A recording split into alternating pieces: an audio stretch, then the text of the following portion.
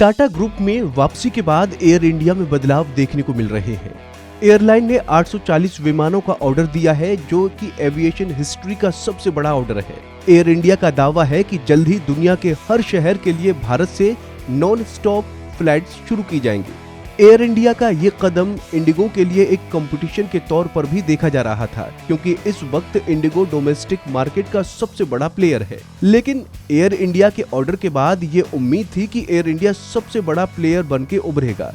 Air India के इस order से एविएशन सेक्टर में खलबली मची हुई है। ऐसे में देश की सबसे बड़ी एयरलाइन इंडिगो ने एयर इंडिया की इस चुनौती को गंभीरता से लिया है।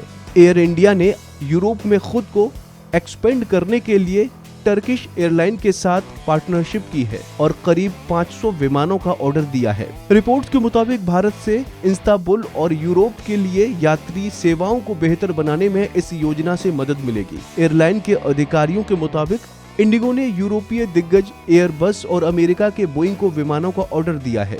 एयरलाइन रोजाना करीब 1800 फ्लाइट्स ऑपरेट करती है। इनमें से 10% इंटरनेशनल रूट्स पर है। इंडिगो की मौजूदा इंटरनेशनल उड़ानें इंडियन सब कॉन्टिनेंट के आसपास के कुछ बाकी देशों के पास केंद्रित हैं। सबसे दूर में इंडिगो तुर्की और इस्तांबुल की यात्रा करते हैं। इसीलिए टर्किश एयरलाइन के साथ इंडिगो ने पार्टनरशिप की है। इस कोड शिप पार्टनरशिप के जरिए इंडिगो को यूरोप में एंट्री मिलने में आसानी होगी। टर्किश एयरलाइन के साथ एक कोड शेयर समझौते के रूप में इंडिगो यात्रियों को भारत से इस्तांबुल और इस्तांबुल से आगे ले जा पाएगी। इंडिगो के पास यूरोप में 27 सटीक ऑनलाइन पॉइंट हैं, जो UK, France, Italy, Ireland, Australia, Switzerland समेत भी बहुत से ऐसे पॉइंट्स को कवर करते हैं। इन पॉइंट्स में टर्किश एयरलाइन की कई फ्रीक्वेंसी है और कोड शेयर के चलते यात्रियों को भारत से इस्तांबुल और इस्तांबुल से आगे ले जाने में सक्षम है। भारत के अंदर इंडिगो के 76 ऑनलाइन पॉइंट है। अभी घरेलू मार्केट में इंडिगो की हिस्सेदारी 56.1% है, जबकि टाटा ग्रुप की 3 एयरलाइंस की कुल हिस्सेदारी 24.1% है। 19.8 हिस्सेदारी दूसरी एयरलाइंस के पास है। टाटा ग्रुप की एयरलाइंस कंपनियों में एयर इंडिया, विस्तारा और एयर एशिया इंडिया शामिल हैं। अब इंडिगो इंटरनेशनल रूट्स पर फोकस कर रही है। इंडिगो नैरोबी, जकार्ता और कुछ मध्य एशियाई डेस्टिनेशंस के लिए फ्लाइट्स शुरू करना चाहती है। इंडियन मार्केट में बढ़ते कंपटीशन और एयर इंडिया के रिकॉर्ड ऑर्डर के बीच इंडिगो के सीईओ पीटर एल्बर्ट्स ने कहा कि इंडियन मार्केट में आगे चलकर ग्रोथ की काफी संभावनाएं हैं और यहां कई एयरलाइन के लिए जगह है।